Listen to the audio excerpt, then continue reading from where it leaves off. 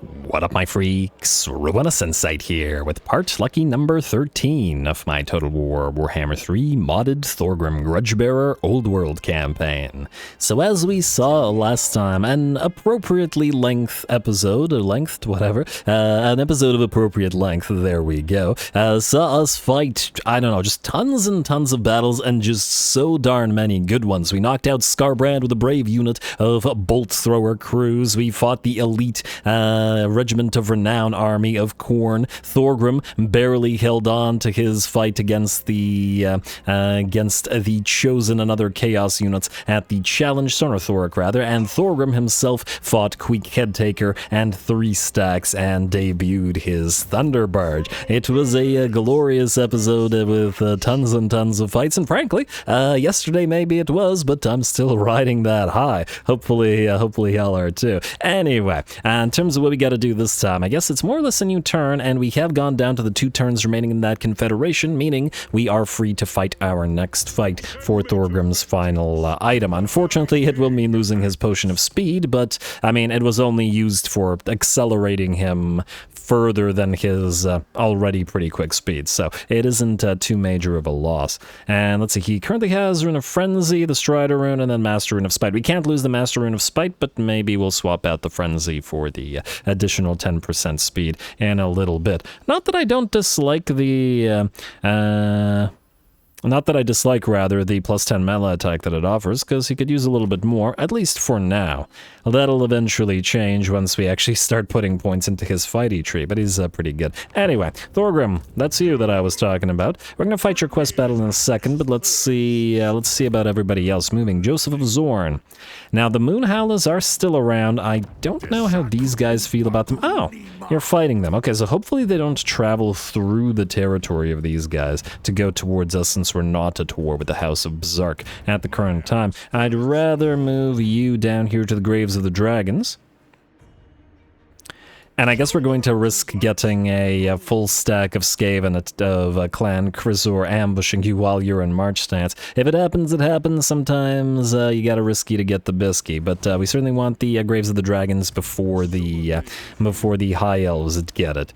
Not that there isn't a high likelihood that we wipe them out anyway, because it's a legendary grudge. We'll see. I might hold a vote on it in a little bit. Anyway, when the time comes. Ulfar Norgrimling, you're fine where you are here for now, and eventually you will deliver those Longbeards to another army that I've got planned, but not this army, obviously. Snorri Morgrimmel. I would like you to move into the Vaults of Plenty, but there's slight adjustments that need to be made to your army, including getting you a couple of temporary slayers and some engineers, which we're going to wait for a little bit. Let's see how much money we can rack up post-battles in this turn, and then we'll decide what we need to do. Grimly Quarrel Seeker. You, sir, need to march down here towards Aesir Pass. We're going to grab that, and since we're on a little bit of a detour, we're going to jump down and kill Throg with you as well, because the Lair of the Troll King is one of our objective territories, so we may as well go for it. Braun Hammerfist, you're fine. I actually don't remember who you are. Oh, right, you're going to be the army leader, Lord. Morgus Death Dealers together with Snorri, so he's okay. Gromberindle, or Grommy. We're going to start moving it down towards Mammoth Boneyard, or maybe even to the edge of this territory. I'm hoping that you can jump all the way over these mountains to Krak or Ravensvag. Oh, also, we got Malachi back in the last episode, confederated him, and we'll be hoping to get his army up rather quick, because he can double recruit between the Spirit of Grunny recruitment and the settlement recruitment, so that should be nice. Thugni of Zorn, you were moving down to fight some ogres, and obviously this army needs to be changed, but for now it's good as it is. Go down to Fulg Camp, save us 300 gold per turn for the turn that you're there. And it's looking like we got the Bugman's Brewery, Grunny Deepbrow. Who are you again? Oh, right, you're the new Thane that is Tromak that you were supposed to go all the way down, rather. Oh, you've got a fair bit of a ways to travel. All right, keep on going. Supposed to join the Gunnery Army. And you will do so. In the meantime, where be Thorgrim? I guess nobody else was fighting this turn, so it's all you, bud. We're gonna get you to the edge of Karak Azul. And then we'll jump on into that fight and then hit Black Iron Mine next... Is it a different territory? No, it's the same territory. Hit Black Iron Mine next turn, but for now, let's do this quest battle. It is the Great Book of Grudges itself. So, oh, undead. Should be fun. Let's give this a read. A dark cloud has descended over Sylvania, and in the midst of its gloom, Thorgrim's scouts stumble upon several sacked caravans surrounded with the broken detritus of a desperate fight. Though there are no corpses, a freezing dread pervades the area. Shambling figures emerge from the fog. The dead walk Sylvania's benighted land once more, bands of the undead lurching northwards towards the vile fog-enshrouded marshes of Hel Fenn. With sprinkling sand on the fresh ink with which he has recorded all of this, Thorgrim slams shut the Book of Grudges, ordering the horns to be sounded in the throng armed. Evil stalks Sylvania, and the axes of the dwarfs will oppose it, and as of old, they will face it at Hel Fenn. Teleport. Your army failed to spot an enemy ambush. You sure you want to be ambushing this army? This is not a good army to ambush. Well, good luck to you. Good luck to you guys. Anyway, wait, which one of you is flying? Not you, right? You're flying, right? Yes. Okay, so you get the Scarecrow banner, and here we go.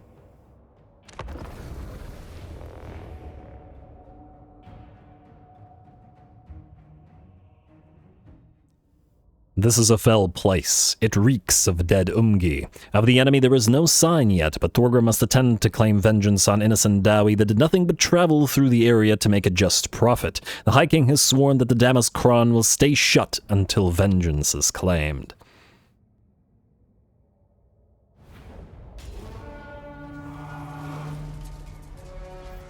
We come to Hel Fenn, this fetid realm, to extract vengeance. A great wrong has befallen our kin. Innocent clans dwarfs on a trade mission have been butchered by the Uskalar. This fell deed has been entered into the DAMMAZ KRON, and the cover slammed shut in rage. By my oath, it shall not be opened until the grudge is settled, until the bones of the undead are smashed to powder. Now, Dowie, take up your axes, for the undead will come to face us.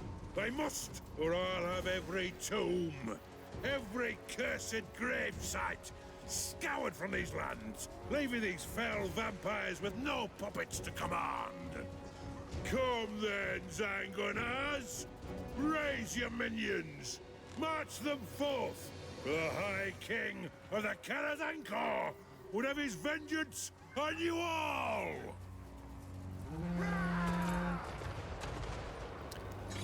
Alrighty, here we go. Another great speech from Thorgrim. He just doesn't miss with those, at least in terms of his quest battles. Anyway, here we go. Looks like we are surrounded. The enemy is gonna get into a bit of an ambush. Blobs of undead heading down from the hills, and I suppose most likely from the marshes as well. Looking pretty great. Always a nice atmospheric place to fight the undead. In the meantime, however, our main formation of melee units will get into that defensive formation while our Thunder Barge moves to support, and our units of other flyers will knock out the enemy Necromancer before he can, well, really do anything.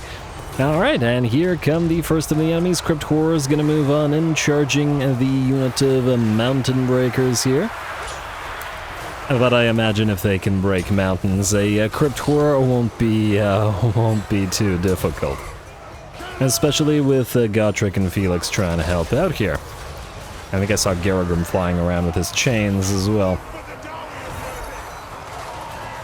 Alrighty, similar sort of thing happening on the other side as well, as zombies are booking it towards the hammers. I just saw Vargulf and go down in the press, most likely either killed off by Gotrek and Felix or by Thorgrim. The Zipbar 42-pounders mowing down zombies, not doing a crazy amount of damage, mind you, but they're blobbed up nicely for our purpose here.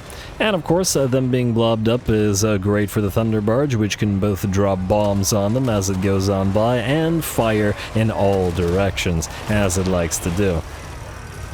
I do think the Thunderbarge has a tendency to drop bombs a little bit too early, basically as soon as it sights the first unit, rather than attempting to drop bombs center mass. And yes, it was like one guy over there, or one dire doggo, but that's alright. It's not like this thing doesn't do massive amounts of damage anyway. Alright, and we remain surrounded, more enemies still moving in, but they are definitely not getting through those hammerers, especially buffed up as they are with stand your ground. And slowly but surely, the enemy is running out of units. Maybe not so slowly, in fact, as I believe the Necromancer fallen, and the troops having failed to breach the dwarf box here, the enemy is done for. Just a few more zombies left, still heading down the hill, but melting away as they do. Gotta watch out for those the Trollhammer torpedoes. Imagine a Trollhammer torpedo just flies into the Book of Grudges and explodes it.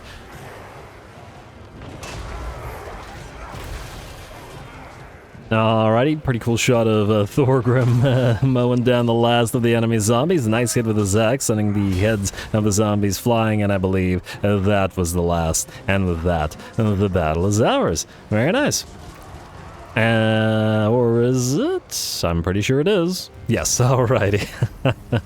A nice little fight. I do think, however, in terms of difficulty, and I think I remarked on this in...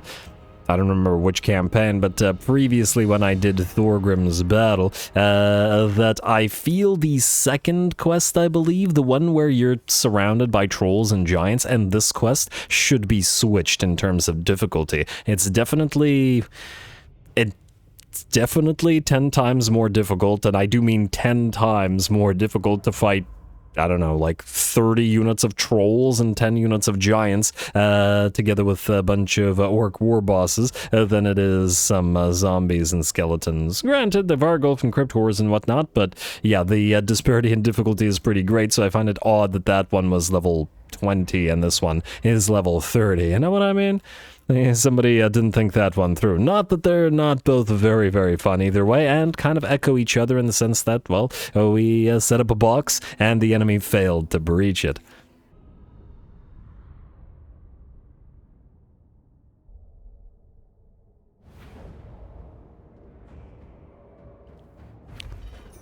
All right, beautiful. The army composition and being surrounded by enemies still really working for me. And lovely little fight with a, once again, fantastic speech. The Thorgrim, the High King, has set the bar surprisingly high for the for other lords to make comparable speeches, I gotta say. Otherwise, we suffered not a lot of damage, tiny bit on Thorgrim's Thundercloud. Somehow, unless it was damage going into the battle, I'm not entirely sure.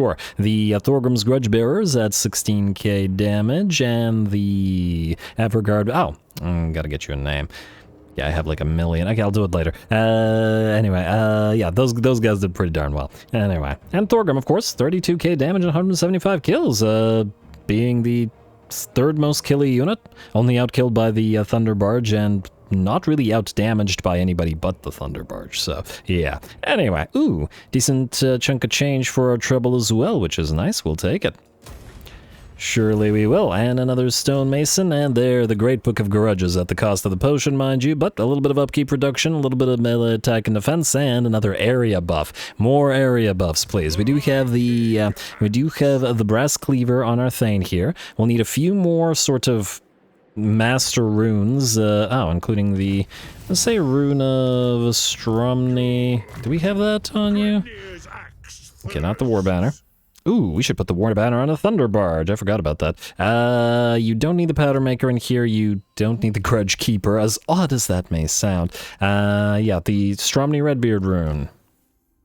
No, the Groth One-Eye rune. Is that the one? Melee Damage Reflection. Yes, that's what I wanted. I wanted Melee Damage Reflection in the blob of hammerers because they're relatively small. And then there's a Missile Resistance rune available as well, I believe. Got to put that in there as well. Don't really care, admittedly, for the Discouraged effect, but the Damage Reflection, I think it's a very small area, but should be pretty worth it when we, you know, and when we group up. Anyway, didn't unfortunately get enough post-battle movement range to actually reach Black Iron Mine. I actually maybe should have march stance closer to it. That might have done it for us, but oh well. Now, Couple things we want to do here. Karaz-a-Karak. Oh, we could build some stuff.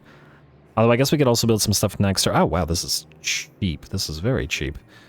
Because okay, we have like a dozen, or like half a dozen, building cost reducers here, so we should take advantage of them while we have them. Karaz Ankor, definitely, and we won't have room for a... We won't have room for a mine, but this will give us the ability to construct buildings cheaper, and then we'll build the mine here afterwards. Alright. We might also just remove the Baker's Guild Hall from here and then replace it. Might as well just upgrade the mine while we're here. It's reasonably cheap, and the scrap mine as well. Now, there is another thing that I wanted to do. Actually, there's a bunch of things that I wanted to do, but we don't have the gold to do them all, so gonna do what matters now.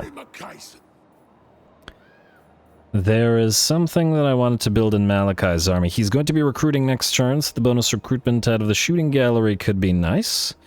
Airship crew capacity, that's not needed. We can build gyrocopters out of this place. We don't necessarily need to build them out of... Oh, he did want some goblin hewers, but we don't necessarily have to build them in the same turn as the Slayer pirates, which he'll need more of. They are his baby, after all, so I do feel like he deserves some. Alright, fine. We will upgrade you for the additional recruit rank, and then we have a little bit more money, and that money we are going to spend on... let's say... Okay, wait. Down here, Moonhowler's Camp. Guildmaster, there was another Overseer. Extra range and missile speed, or speed for these units. I like the Slayer in this army. I just don't like the fact that he effectively buffs half the army and not the other half, whereas the Overseer can at least buff everybody there, you know what I mean? And yeah, that'll include the Rangers with great weapons. So, we'll do the Overseer. Recruit. Horrifically expensive, sir. Oh, wait. A moment. In 2 turns, we'll be able to get him at 2 ranks higher. Is that worth our time? It might be. Okay, I'm just gonna try to not forget that we need to do that. Oh, wow, we should build stuff here while we're at it. I'm glad I clicked here. Let's see what we got. Definitely want to go for the Karaz Ankor, and we won't be able to afford some of the other stuff, but... guess we'll start on that. And frankly, there's not a lot of other stuff that we can afford, so I guess we'll hold off on it. We should probably build the mine, though on the other hand, we could do both a trading depot and a construction site if we wanted to. Start with the mine. We'll do one of them. I might as well upgrade the mine. Use up the money. It just means more money next turn. Ooh. Actually, I just had another thought. Not the legendary grudges, but let's take a look at the forge here. The High King Decrees. This one gives us additional campaign movement range after winning a battle. We already did the hero capacity one. This one gives us experience gain, which is probably really nice as well. This one gives us construction time for all buildings. That is very valuable. I guess we could do it at the start of next turn, though. If we cancel the Karaz Ankor now, we could... Oh, yeah, you know what? We could do this. We could save the turn by getting that decree, and then the same thing is actually true of this territory. All the new stuff can be built 1 turn faster, so there's no reason to build it now. Right? I think so. Great Book of Grudges. No. The Forge. Let me just reread this. Construction time, -1 for all buildings. Yeah, so we'll do this right now, then. Decree. I did want to get a couple more Everguard on field rather soon, just to get them on field. And what other important decrees do we have, other than the Everguard? Yes, the Augmented Throne of Power for the character experience gain. Don't really care for the melee defense for the Everguard, or at the very least it doesn't really matter, but the character experience gain is universally useful. Diplomatic relations with all factions is nice, but it's not super needed for us in our current situation. I'm going to just say, get the Augmented Throne of Power. Frankly, I should have actually done this before fighting the battle, so I'm a little bit ashamed that I forgot it. But, oh well, just build it now then. Build it, get it, decree it, there we go. Alrighty, and then presumably next turn we'll have cash, and then we'll be able to build this stuff at 1 turn rather than 2. Yes, perfect. Oh, and we can still build the Karaz Ankor for a little bit of bonus public order, so let's do that. There's probably other locations where I started to build some buildings that probably should be cancelled and then redone, but unless I can spot a few immediately, like this, trading warehouse, save a turn, get a little bit more cash. Yeah, I don't think there's too many. Is there any here? There is not. Alright, well, if there was somewhere, I'm not going to go looking for them right now because I'm too lazy to do it. I say as I continue desperately to try to find some. Anyway, I think that's the end turn unless I'm mistaken, so let's skip. And I think we Diplo checked at the end of last episode, so we're okay. Yes. Alright, ally mobilizes towards settlement, ally occupies towards settlement, and faction destroyed Kazakh. Slaughterhorn tribe destroyed. That's interesting. How did, I don't even know how anybody managed to defeat Torox. Torox is just an absolutely bonkers lord. So impressive. Kazarak's out there. Ally begins outpost construction. Another constructor for Malachi. Frankly, he should have that maxed out at the start. Ready for duty, one of the rune lords, and technology researched, and the next technology is coming. Free stonemasons everywhere. And who are you? Actually, who are you? Oh, you're this guy. Nah, hold on to it for now. We might potentially give it to somebody else later. For now, you, Thorek, are going to grab Boulder Cub's club. No, Boulder Club's camp, and we should probably get this runesmith in your army as well, and this Thane. Alright, wait, let's get them some XP, so we'll pop them into the army just to figure out who needs to go. We have this Thane, which needs to be taken out, and this Thane needs to replace him. We have this engineer, which also needs to be replaced later with a better engineer. What trait do you have again? Oh, you have the innovator trait, which is a great trait, but it's useless for this particular army, which is the reason. You can get ballistics, calibration, and triangulation for now, however. And maybe we'll just keep him because he's starting to rack up some points in terms of his XP. Anyway, we'll delete this Thane. I mean, he's level... He's level 13 now. The only thing that bothers me is that he's not a Traumac Thane, but we can always just pop him into another army. But he can't lead this army, which is kind of the issue. And these guys certainly need the XP, especially the Traumac Thane to transfer to the other guys. You are the lowest level Quarreler, so I think we'll delete you for now. And I was thinking maybe we keep the Dwarf Warriors and eventually upgrade them slowly but surely to more Iron Breakers, since I really enjoyed the Iron Breakers last episode in Thorek's army to hold off the enemy, but I'll think about it. Having less than 8 Quarrelers also seems kind of wrong. Oh, also gotta remember to get you more, Quarrelers. With the Shield Breaker, we should probably get you at least one right now. Either way, delete this one. Don't transfer it. We will pop the, I don't know, I guess Runesmith in your army first. Aye, it is time. It is indeed time. And you can sharpen weapons. There we go. Now we have sharpen weapons and sharpen armor and... Huh, do you not... Does the Zaki one not have scouting? You have scouting. The heck? Why isn't the armor showing scouting? Maybe if we do this. Okay, now it's showing scouting. I'm gonna take that guy out and put him back in Slaanesh before, in a bit. Because that was odd. Maybe we don't need the extra Dwarf Warriors. Maybe just the one unit of Iron Breakers will be fine. I mean, it's Thorek, he's Quarreler happy, and they could act as melee troops if sufficiently buffed by 3 Runesmiths. That is a lot of Runesmiths. Well, 4 counting Thorek himself. Alright, fine, we'll get rid of the Dwarf Warriors then. No melee line holders whatsoever. 57 melee defense on basic Dwarf Warriors, man, that's a lot. It will mean we'll probably need to keep some of the Quarrelers in shielded versions rather than... and they'll have a lot less HP. We'll see how it performs without the Dwarf Warriors. If it needs to be adjusted, we'll adjust it. How about that? Makes sense to you? Makes sense to me, so let's go. Alright, let's do that, to then pop into Boulder Club's camp and auto-resolve. Quick save it. Yeah, don't screw me on this game. Auto-resolve and occupy. No, we're good. Alrighty, yeah, keep the stonemason for now. I'm too lazy to take it off yet. Alright, and the rest of this is fine. We'll also probably build some cheap stuff here while we're at it. You can keep the armory, I guess. We need to prioritize the Karaz Ankor. Although, the amount of territory that we're actually going to hold here is probably going to be relatively minimal, so I don't know whether the Karaz Ankor is going to be as useful as the beer hall, but we can always replace it later if needed. Let's build up the Dwarf Keep, and let's build up the mine here as well. And, I mean, it's not a lot of collecting income, but at least for 2 turns. Well, actually 1 turn. Yeah, you know what? Actually, this public order will be horrendous here if we... Well, this is just conquest, right? It's the conquest screwing us over. Actually, it should be fine. Never mind. Ignore me.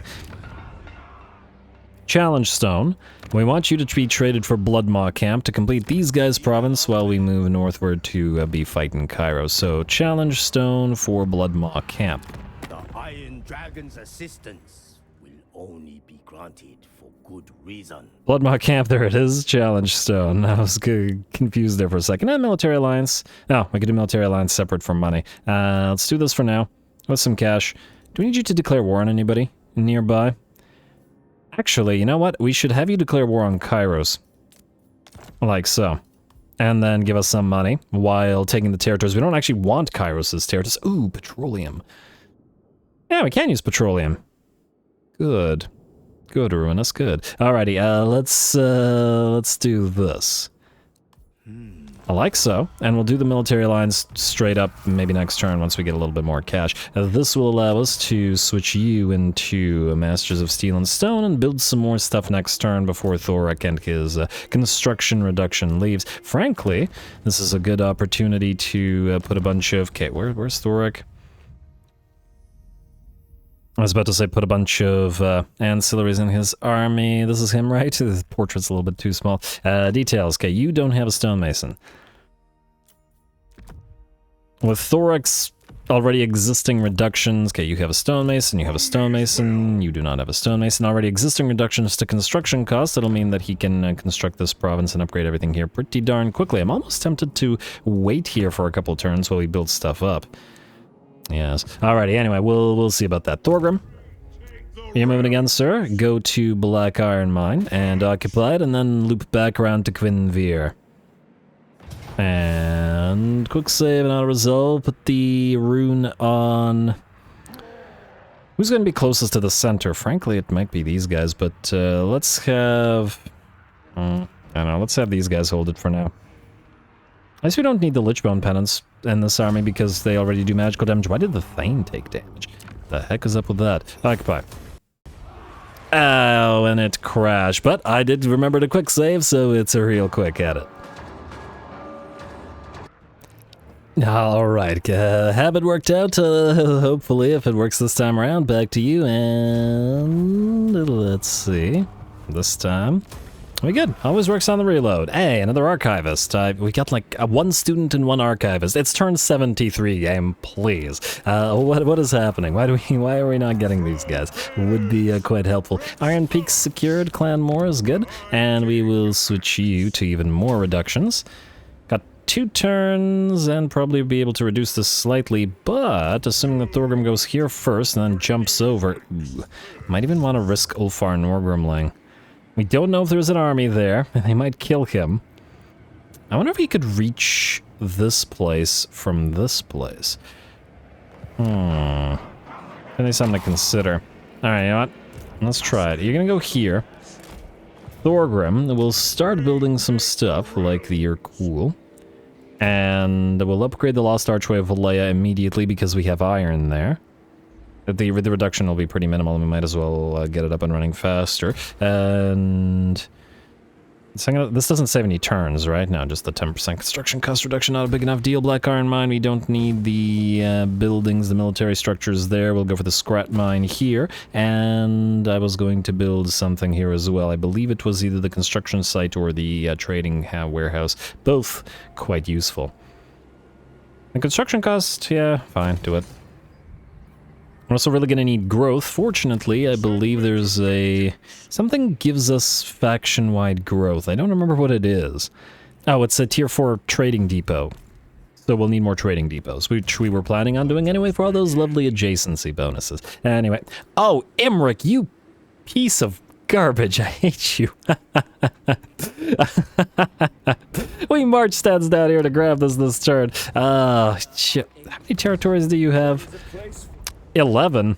Alright, we're gonna take this from him, just not right now. You go back to Karazor's stronghold there. We're gonna need to loop around and grab this. He wasted Joseph's turn, and he does not appreciate that. We'll see how your dragons like Oh, your dragons like being roasted. Anyway. Oh, one turn away. Unbelievable. Anyway, what were we doing? Did I not? Oh, right, wait, there was a reason we were waiting for the tech to be completed. Alright, fine. We also need Master Engineers here. I was going to say we could use the Wayfarer Master Engineer as a tech thief, our first tech thief. The question is, where do we set him up so that he can immediately start tech thievery? Mount Greyhag might be a decent option. Let's do that. Wayfarer. 400 gold per turn. Man, I forgot how expensive engineers are, but oh. Could have waited for the... okay, my bad. Next engineer, hopefully. Specialist. Into... Wait, do you have anything that increases your chance of success in your tree? I don't think that you do.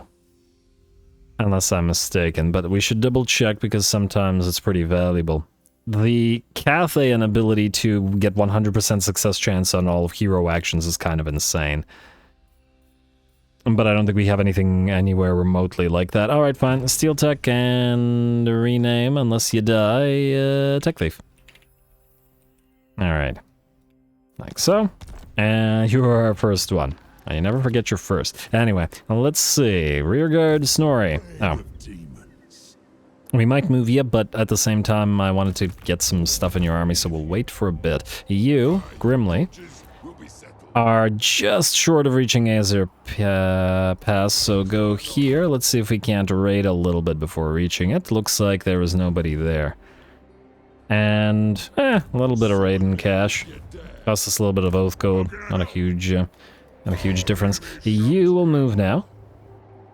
Right here. I don't want to be beside Crocker Ravensfuck. Alright, it looks like Kororath is rebuilding. Hey, he's got Karanak. Alright, and this looks okay. What about you? Braun Hammerfist, you are going to be... Oh, no, you're... Yeah, I forget that he's on loan as a rear guard, effectively. Finn. You guys are supposed to proceed towards Karaz, and what am I forgetting here? And the potential to recruit more stuff if needed. Quarrelers into more Thunderers. Do we have a sufficient number of Quarrelers into Thunderers is a question.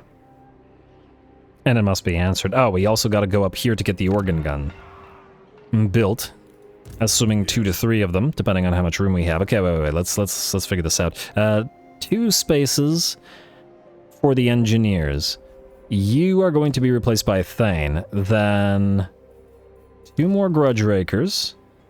And 3 more Thunderers.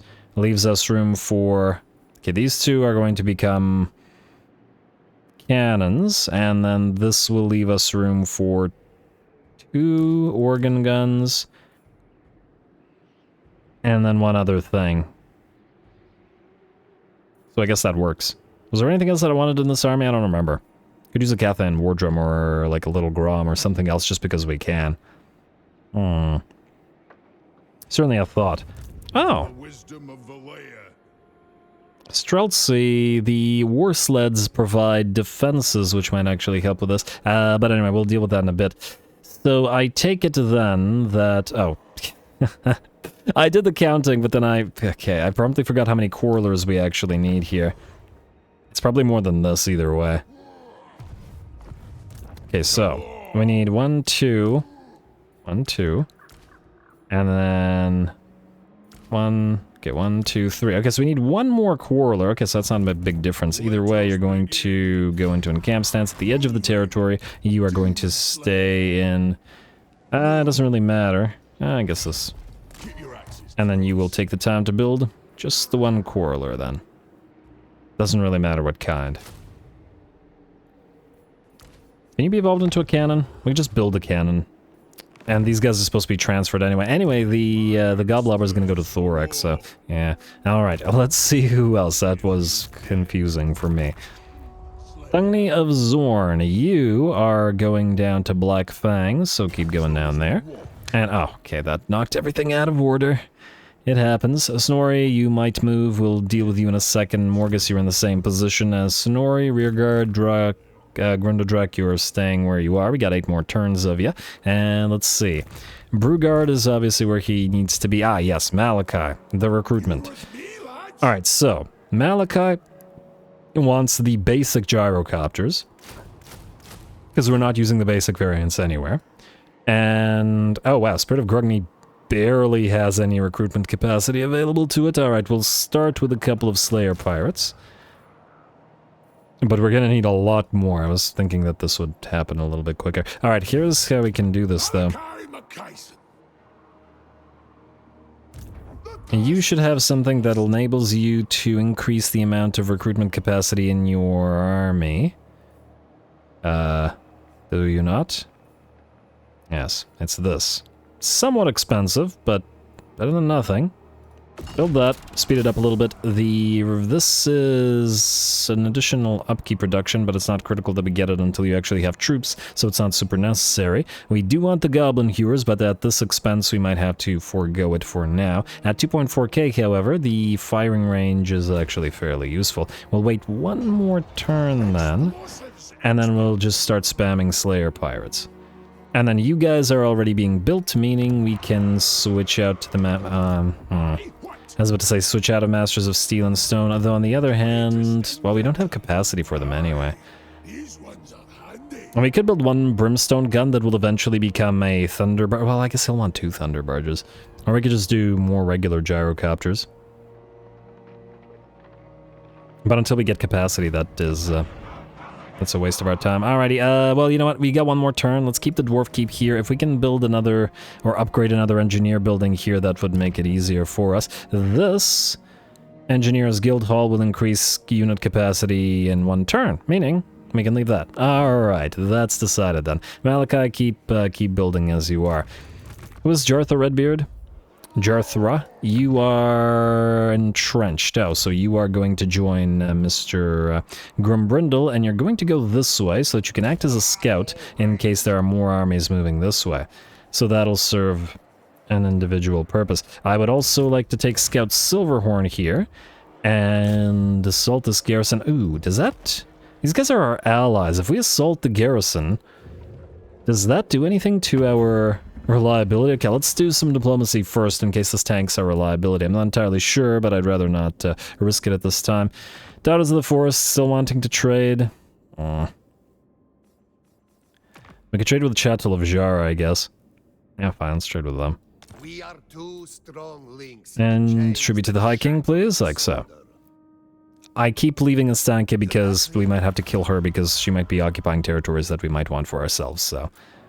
It is what it is. Let's see. Exiles of Nehek, you're kind of in the same position. I do want that military alliance with the western provinces, which we can... Oh, okay, that was this turn? Okay, next turn, my bad. I keep forgetting which turn we're on. And we could get some tribute to the High King from all of the other Dwarfen territories or Dwarfen factions when they're wanting alliances, so certainly something to think about. Starting to rack up a decent bit of allegiance with some of these factions, but we'll be increasing it considerably shortly with techs powering up, so it's getting there. Anyway, what do we have here? Grunny Deep Brow, you are who? Going down here. Alright, Scout Silverhorn, do you have anything that'll make you succeed any more additional casualties? We don't actually want to do this, it's just that the game is making us do this. Assault Garrison. There we go. Mission successful, halfling, putting grudge, free money. Fantastic grudge, incidentally. Celebration plus... Oh, that was worth it. A wrong put right. Beautiful. Now, the question... Oh, I wish that had actually popped up after this. What did that do to our... Nope, still very high. Okay, good. That's for taking our halfling chef there, Ziflin. Alright, anybody else need to move, or do we need to just spend the money now? Ooh, wait, there's this absolutely critical thing that we have to do. I almost forgot about it. You, Deeps. We have demolished these 2. We need to get back the repurposed guild foundries, which... Huh. Didn't these used to take 4 turns to construct, or maybe it's the highest level that takes that many turns. Alright, build. And we got another one to be built. Repurposed guild foundries. Yes. And we could upgrade you, but it's not as critical anymore, so let's hold off for now in terms of the money. Did I besiege anything? I don't think I did. You guys, alright, so I would like to move them, so we're gonna pop the 2 Slayers into this army for now. It's temporary until we send these guys off, but, you know, we gotta get the new Lord up and running. You, I take it, cannot reach the Vaults of Plenty, so you're going to go into raiding stance right here in front of it. And I guess we're not waiting for an engineer with you. You can keep leeching XP from this army as well. Like so, a little bit of free cash, and I do believe that is now everybody who has moved, meaning we can end the turn and proceed. Minus the, you know, money expenditure that we still need to do. Oh, I should have built stuff here while we had the reductions. Is it still expensive? It's okay. Annoying, but okay. Yeah, construction site and then mine, I guess. I do really like the growth for all provinces and the adjacency, but this is cheaper construction in the province, well, province-wide. Might as well upgrade it, and then upgrade you to get that iron increase, and then just get the basic level scrap mine for now. Alright, good enough. And do we want to switch you this turn? I think we'll wait. We'll wait in Masters of Steel and Stone, we'll switch you to High King's Tribute later on. For now, that's an end turn. And nearly there to getting this grudge completed. End turn.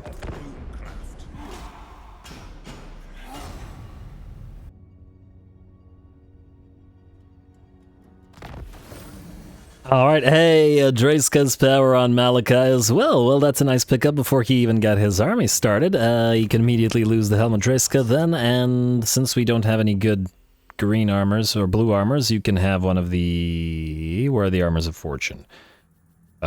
Oh, I thought we had a spare, but Grimley's holding one. Alright, yeah, just hold the Armor of Silver Steel for now, because, frankly, you're not going to be in melee pretty much ever anyway, so it doesn't really matter. And we'll give the Helm of Dreyska to the next Legendary Lord as soon as we get the next Confed up and running. Master Mason, good. Wav fails, and here are Lord Recruit rank, another Stone Mason, another Runesmith, another Stone Mason, another Runesmith, Shield Breaker, and I was hoping for a student or something for research rate, but it is what it is. Definitely Grundy's Blessing now. I was going to go for additional Master Engineer capacity, and we will get this, but there's some very critical stuff here, like additional construction time and cost reductions, and allegiance gain, and the population surplus ain't too bad either. Alright, that looks good to me. Malachi, since we're looking at you, before I forget, let's... I wish this wasn't so expensive, but it is what it is. And we'll hold off on the Goblin Hewers because we can build them on the way. Now, we do have 2 more Gyrocopters. These are, again, the regular variants.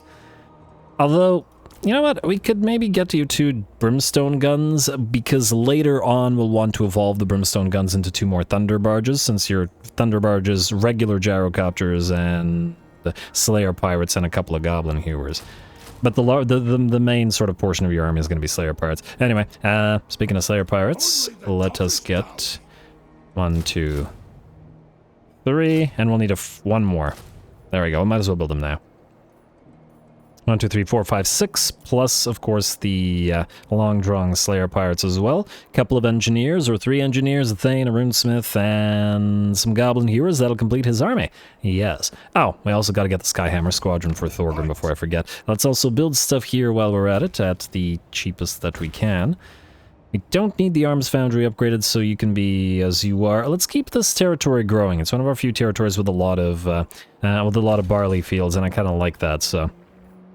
And let's keep it in its current form, and I think that's it, so we're going to switch you back to High King's Tribute, because you were making about 4.6k gold before. A pretty big difference when you're not using the plus 50%. Anyway, how are the Khornates? Looks like they don't care about us retaking Krakow-Ravensvak. And, okay, we're gonna have to give them a chance to sally out, otherwise we'll have to fight a non-cinematic battle, because this has the moderately increases thing. Wait. When inside Wood Elf, Ogre, or Norskin homeland, adds defenses. But this is a walled settlement, I see the walled thing. And we can build siege equipment. We'll do that. Gromby can have this. You guys can have this, I don't really care who has that. Hold off on it. Anyway, Gromby, you've leveled up. I guess we'll start moving through Mythical Longevity.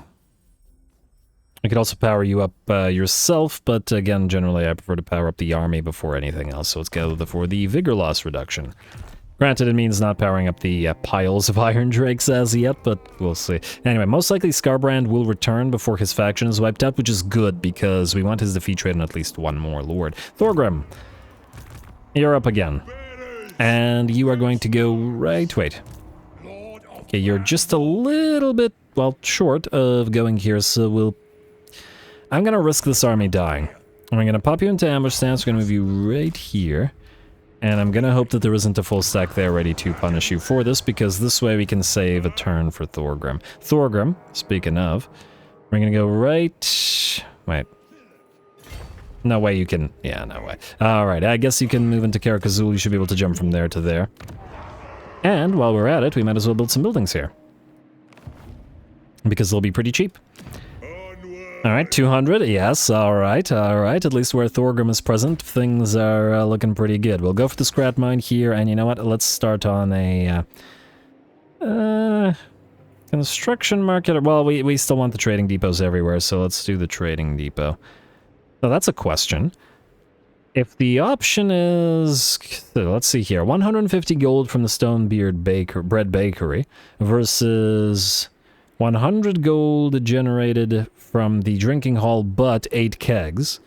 And the control is nice, but not super relevant in the late game. Versus 10% income from all buildings in this particular region. Is the construction market worth more than an additional money-making building? Hard to say. The actual dwarf holds generate 250, which isn't too bad, and the amount of money generated by the deep mines is probably significantly over.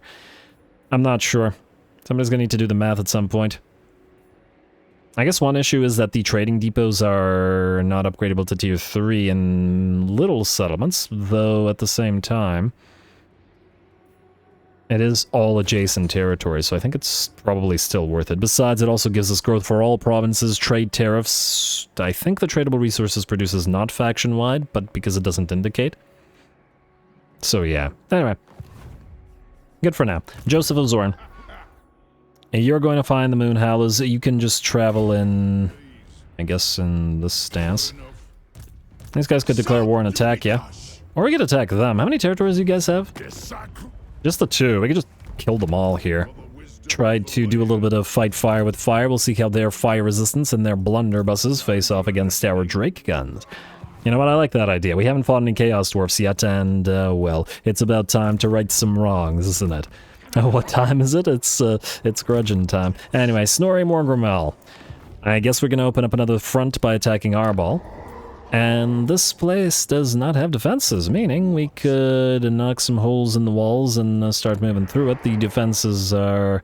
Well, the skull cannon would be somewhat of a problem. Otherwise, this should work well. Alright, fine, let's do this. You're going to move in? You, I take it, are at war with Thimric right now. Yes, Imric. I'm still salty about the Graves of the Dragons, and we will take it from you. There is a place Unless you want to... Wait, join Challengers of Khorne 5. Graves of Dragons worth to you. 87! Okay, fair enough. Give us the 2,000 gold at least. And also, before I forget, let's check out our allies. Okay, no new missions, unfortunately, as yet. Alright, Urson Revivalists, you're fine as you are. Okay, and... Okay, I should have been doing things in order. Snorri Morgrimel. You're about to strike. Let's level everybody up first. We unfortunately don't have Slayers to me yet, but it's mostly for the upkeep production anyway. I would like to get to Deathwish, but I don't think we can do so right now, so we're best off just getting whatever makes us better in this army. Causes fear and causes terror, worthy foe. 10 melee attack, that's a slightly better trait, I guess. Let's do Army of One, Slayer of Many. And let's upgrade the rest as well. Dragon Slayer. Not the most useful, but it can make you a little bit more hard to hit and thereby a little bit tougher. You can get Retinue Trainer. We're not being attacked here, but that doesn't mean we won't necessarily get attacked next turn, so I think we'll still wander through Esteemed Combatant, but we'll start with Fell-Handed Warrior because it's post-battle loot. And then Runesmith. Definitely start with Forge Fire and then proceed to Retinue Physician afterwards. Alright, Morgrimel. Let's see how we do here. Take those vaults aplenty. Alrighty, and don't screw me on this game. We're going to quick save this, and we're going to move on in.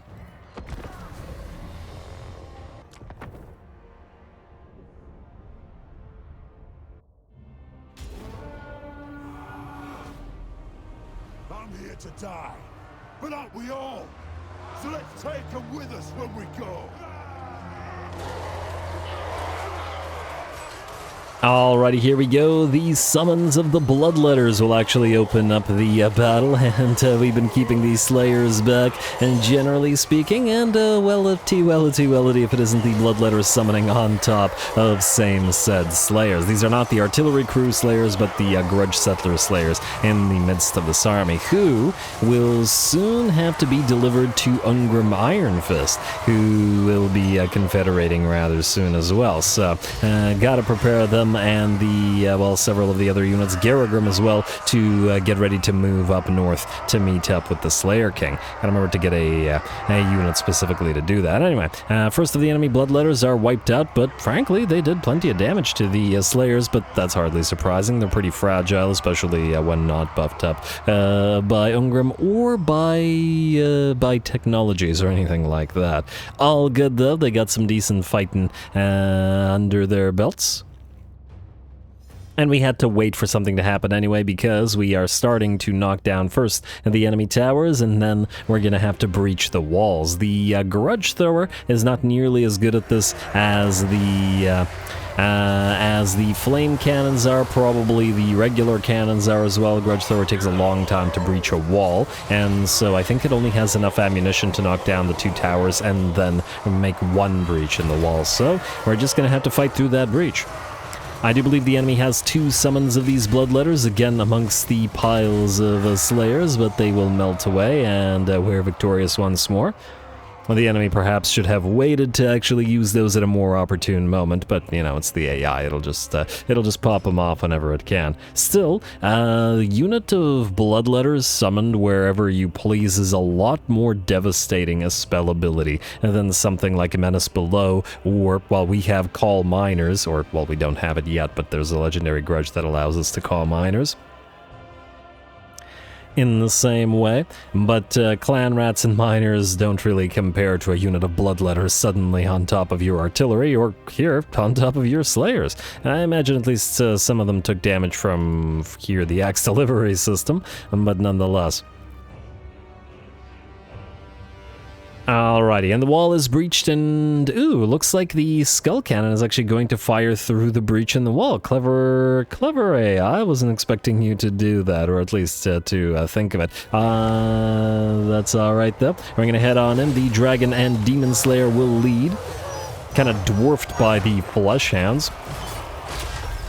Whenever in the sort of, you know, tactical view, the up above view, I always tend to forget just how gigantic Flesh Hounds are. I mean, they make the Bloodletters look tiny, they certainly make Dwarfs look tiny. They're basically horse-sized, so yeah, better. It's not a pleasant thing to have in your face. Anyway, the enemy is going to move with a unit of Blood Crushers, and the cannon's still firing through that breach. This is actually pretty solid defense from the AI, and may not know that we only have the one breach that we can move through, but plugging the breach using the mass of the juggernauts from those Blood Crushers and then continuing to lay down Skull Cannon fire is a very solid strategy. Looks like, however, the AI decides to send these Skull Cannons into melee. I'm not entirely sure why I decided to do that. Maybe it no longer had the appropriate angle to fire at these guys. Or maybe it was actually firing at the Slayers that are currently in the breach, and then they moved into the settlement, and it can no longer do so. Anyway, that's a unit of Slayers that's just going to have to keep fighting, but in the meantime, we're going to try to support it as best we can by chucking axes their way over the heads of some, and into first the units of Skull Cannons, and then followed by the units of Skull Crushers. And we got more axes where that came from, not just from the Slayers, but also from the Goblin Hewers back here. They are having a little bit of a difficult time firing through this gap for some bizarre reason. I mean, I feel like this really shouldn't, like, you should be able to, there you go. Why was that so hard? Alright, that might have mowed down a few of our own Slayers, but I feel like this is a pretty target-rich environment in a straight line from where you are. Like a regular person could make that shot. without really much knowledge of axe throwing, most likely. But anyway, looks like we're getting at least a few axes the enemy's way. Gonna pop off a Rune of Wrath and Ruin in the midst of them as well. Looks like no units died, but I'm sure they lost at least a decent chunk of HP. In the meantime, while this is happening and while the enemy is plugging the breach in the way that it's doing, we are getting rangers up on top of the walls, getting ready to chuck those axes and down on the units below. The first unit of Slayers has taken severe damage in their attempt to break through the breach together with the single entities. We're going to back them out and send in a healthier unit, this one still at 60% of its HP, in to take their place and keep on fighting. We'll also make sure that we give everybody our Master Rune of Oath and Steel, though the Exalted Bloodletters, of course, are armor-piercing, and... let's see, Fleshhounds, they have bleed on them, and, well, actually their armor-piercing damage is pretty okay still at 25, so still gotta watch out for those. Alright, does look like at least a few Bloodletters decided to try to make their way up on top of the walls and prevent us maybe from setting up here with our Rangers, but failing to do so. The Rangers are nearly ready to start chucking axes on the units down below. Frankly, they should be doing it right now. Again, this is a shot I feel pretty much anybody could make. There you go. Was that so hard? Sometimes the units up here really don't want to do anything unless directly told to, so I think they were just setting up and then I manually told them to start chucking axes at a specific unit down here. Sometimes fire at will is just bizarrely, you know, bizarre refusals to fire at will. Now, however, with the axes being thrown down on the enemy below, this should go much better. We have had to plug the gap or the breach with the units of Ulthar's Raiders Rangers. Here come a few axes from our Goblin Heroes. Came more than a few axes from our Goblin Heroes. There we go. A couple of units fire away.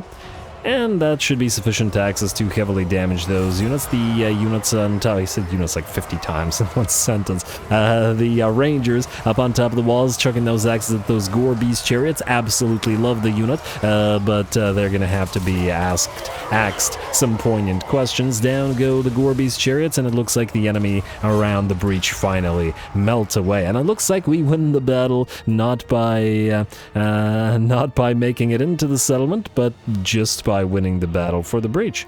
Ah, looks like there's another chariot running around. What the heck are you doing? Okay, I don't know what the heck that Gore Beast chariot was doing, but it's gonna finally charge forth. I guess we got one more unit to kill off before we proceed here. And a few more axes will fly their way. Looks like they're thinking they're going to cycle charge, but it's a waste against the single entities, the lords and the heroes that are giving chase to these things. Oh, and perhaps, yeah, in fact, they're going to shatter at about half HP. Lovely. With that, the battle is ours. A very, very fun fight. I, once again, really enjoying the Axe Storm army.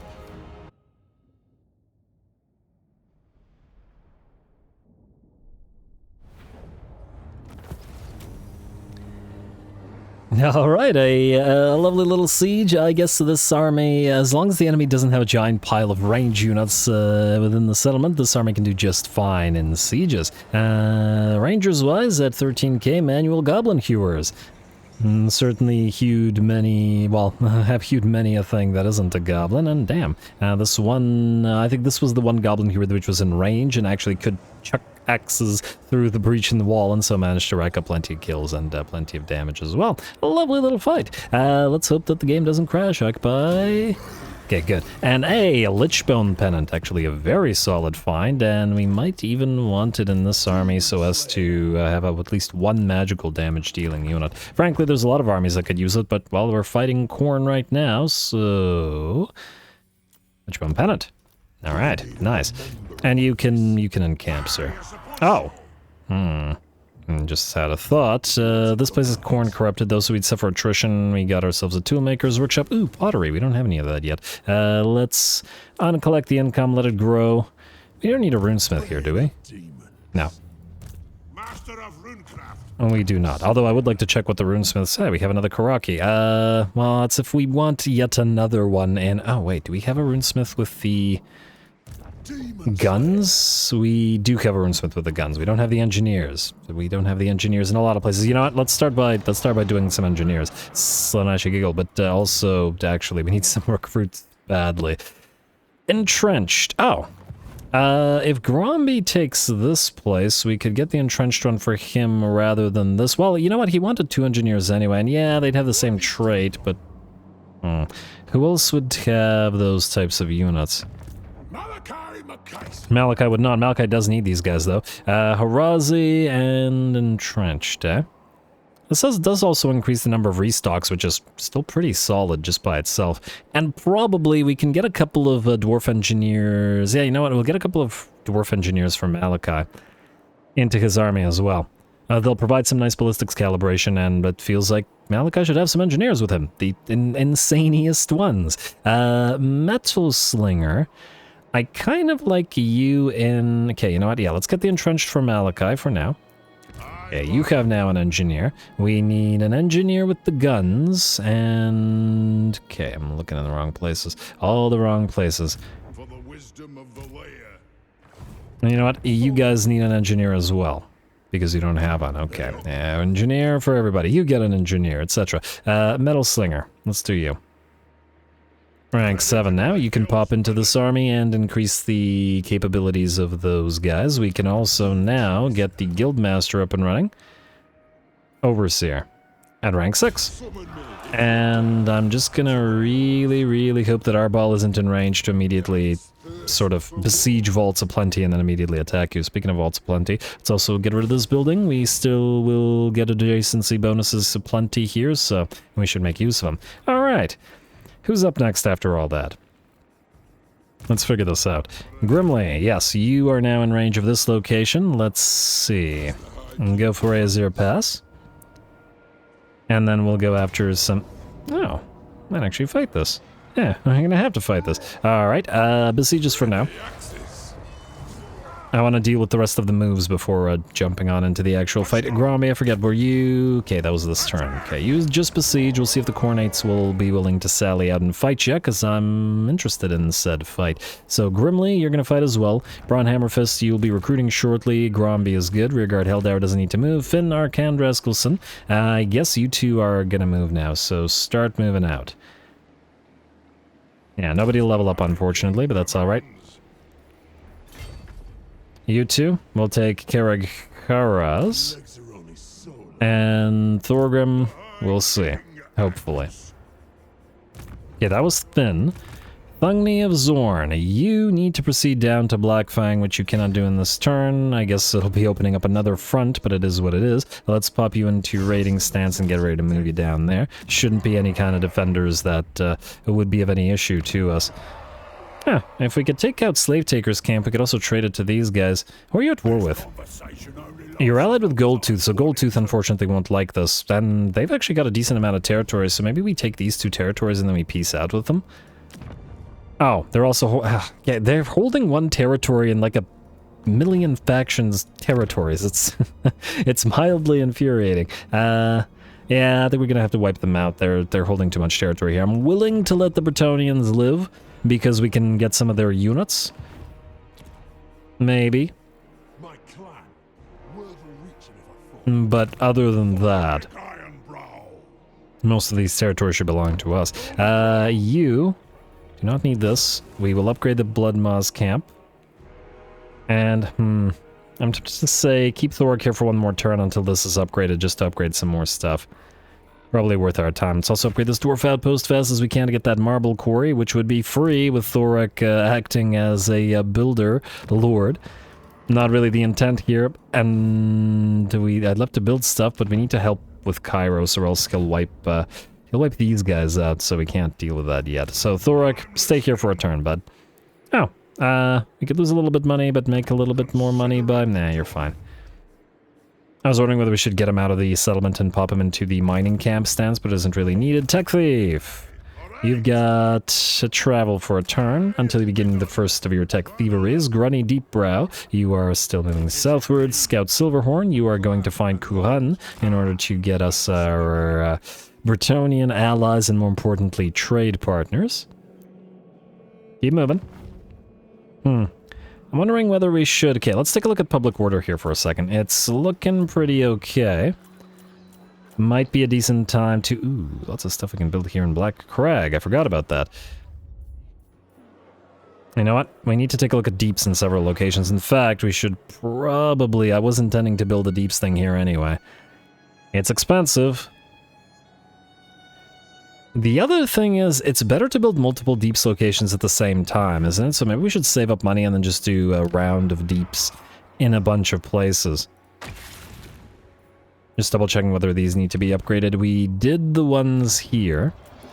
To figure out where we'll want to build them. Mount Silver Spear is an option, rather than... I mean, we do want to upgrade Dead Rock Gap, but we can do this at the same time, although 8.5k is a little bit expensive. Might be... Oh, wait. Lots of plenty. Now we don't have the additional stuff. We could have actually built it in Moonhowler's camp. What about Thorax location? Wait a moment. If we build it next turn... Okay, the map is so big, trying to figure out where I'm supposed to be looking. This will be upgraded to next tier next turn, but we won't have the growth capacity to build it there. Black Crag is obviously a better option. Karak Azul is also a good spot for the deeps. I'm almost inclined to say maybe we get rid of the Baker's Guild Hall. Yeah, it does provide plenty of growth, but the deeps will be more useful to us than that. And Thorgrim is here to reduce the costs as well.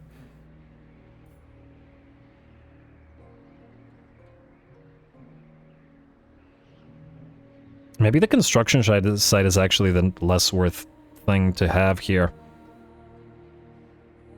Let me just see. At tier 4, the construction site will give us 20% construction cost reduction and reduce the construction time as well, but without growth, the construction is relatively minimal.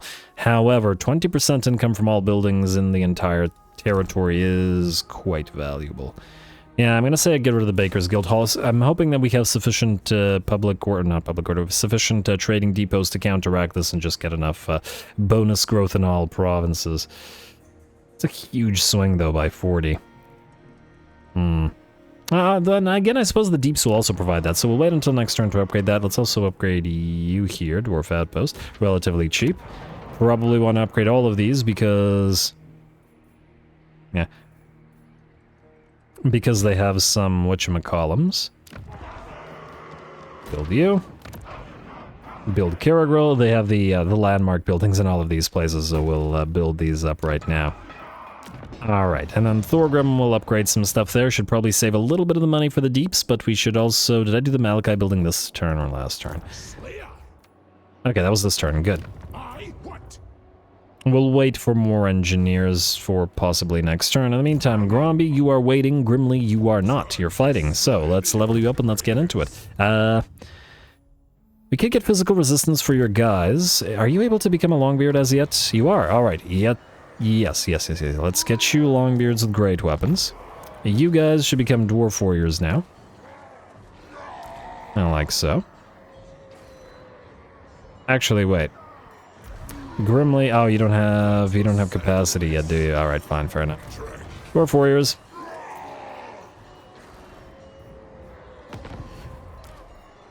Like so. And, oh, just the one Dwarf Warrior. Well, we're gonna get another Longbeard in there. You guys are fine as you are, and, oh, you know what? This was the name for a flame cannon, but frankly, I have a million names for flame cannons. We're not going to build that many flame cannons, so your grilled rat skewers can be you. And we'll give the Runa Burning to you. Alright, let's level up Grimly. We can at least get the benefit of the Quarrelers firing a little bit stronger. Oh, we already have the Dowie firepower. Never mind. Let's get you then the Lords in Waiting. And then you two, Thane and other guy, will need an engineer here as well. Everywhere an engineer. Maybe a retinue trainer, since we are waiting for these guys to level up. Alright, fine. Let's get the hero to get slight XP gain, and then we'll still need spoils. And then Runesmith, you were looking to get retinue physician, and I think that hasn't changed. So let's get you 1 point and we are the elite, and then into retinue physician. Lovely. Let's do this fight. Pyrrhic victory, lots and lots of coordinates. Gotta watch out for those summons from beyond. 1 unit every 2 minutes. Quick save. And let's go.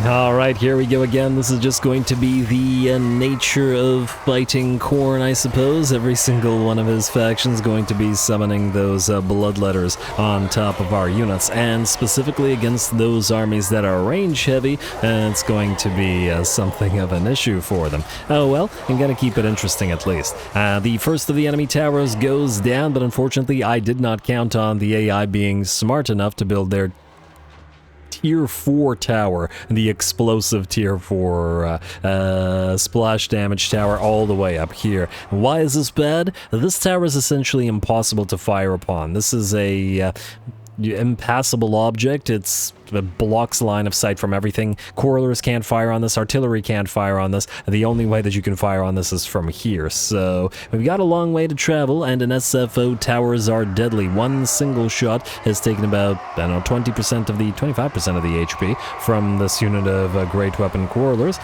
and we got more shots coming in. And it fires pretty fast by the looks of it. Alright, well, not much we could do about that other than wait it out, and we can't really move away because we're waiting for the next bloodletter summon. I tried to move the artillery pieces around in the hopes of getting an angle on the cannon tower. Impossible. Oh well, not a big deal, at least I hope not, because we're going to keep on taking damage here. This is the second summon, however, and I did check this time, and there are only 2 available to the enemy, so as soon as this one's done, we're going to be able to move forward. Boltor is, of course, still trundling around in the background.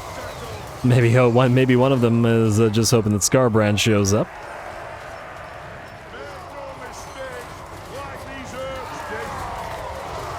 Alrighty, and down go most of those bloodletters. Grimly's Grumbling Guard taking them out and looking fantastic with those with that green mail as they do. Alright, lovely. Now it's time to move in, of course, continuing under fire from this bloody cannon tower, which has severely damaged 1 unit of Correlers.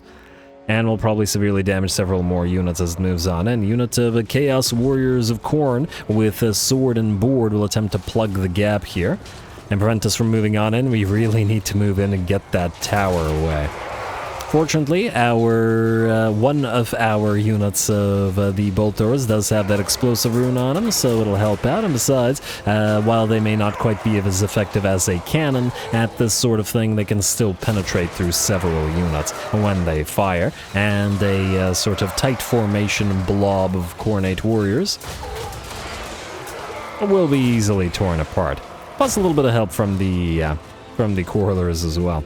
Alright, that unit is done, and we're going to make our way forward once more, just trying to run past the enemy units and towards the miner supply location. Probably the only way we'll get that tower gone. Unfortunately, the enemy is once again wise to the idea or the plan, and will charge forth with another unit of infantry.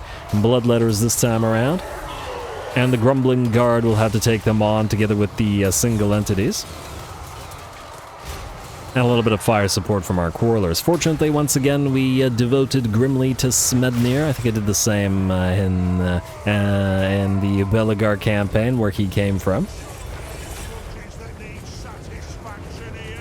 And thus this army is well situated to be fighting demonic units due to everybody having magical damage on them. Towers still dropping those shots upon us, the Grumbling Guard having lost about 25% of their HP now, but everybody's heading towards that capture point, wherein we can destroy the tower just by capturing it.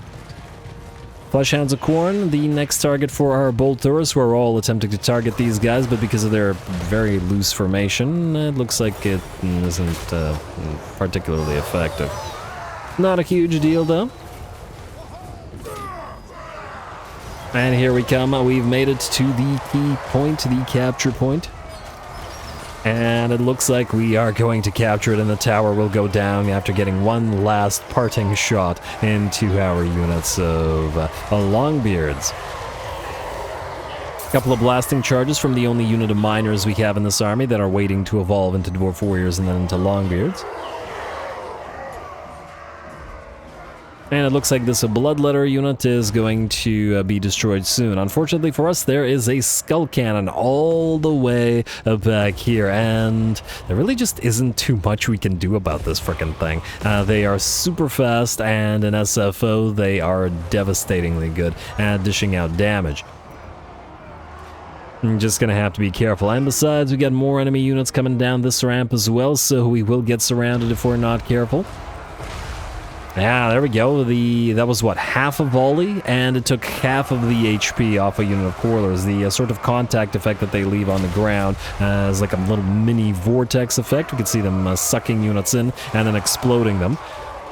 That was a volley and a half, and that's basically a unit of Quarrelers gone. We really need that thing gone. Our units of our own artillery is moving up to try to fire upon them.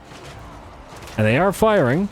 Probably going to get into each other's way a little bit, but, well, we'll just allow the ones that can fire to fire, and then move the ones that can't up to get a little bit closer and get some, get a firing angle on them.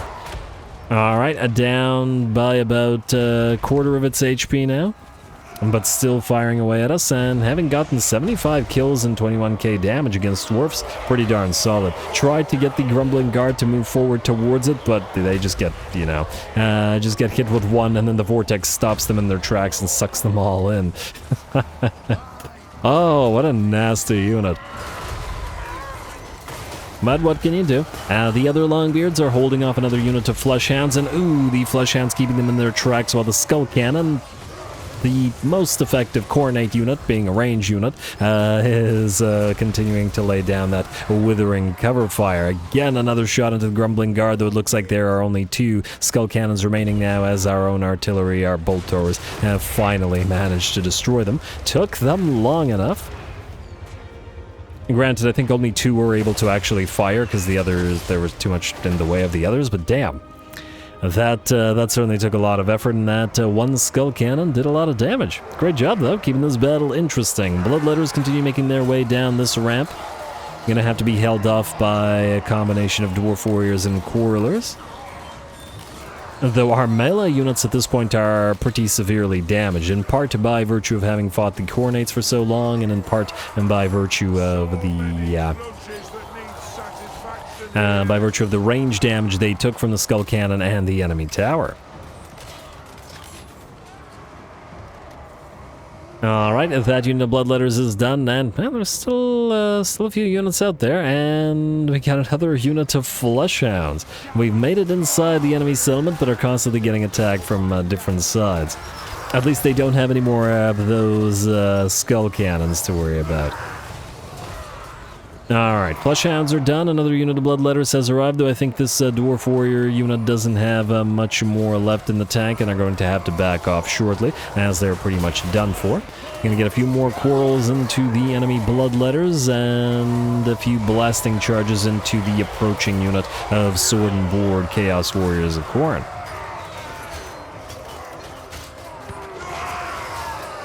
I like this, though. For once, a small settlement battle and its garrison are more difficult in the small settlement, or a minor settlement, than they would be in the field battle. Usually, I'd say the AI is so bad at minor settlement defenses that it's actually easier, oftentimes, to fight enemies in these places, because, the natural choke points often serve the player who can abuse them more than the AI can. But here, I definitely think this would have been a lot easier as a field battle, so good job to the AI. And the fact that, SFO allows for the cannon towers, or just towers, all towers, to arc shots. In vanilla, this tower would have probably been unable to fire at the units here and could only fire at units like this, which wouldn't have been nearly as effective. Arcing over the shots while being untouched, however, certainly made it a lot more dangerous. Alright, and just trying to clear this one last unit of Chaos Warriors of KRON there. It looks like the Quarrelers have been forced into the melee, but that's, well, it's going to happen on occasion, and this is one of them.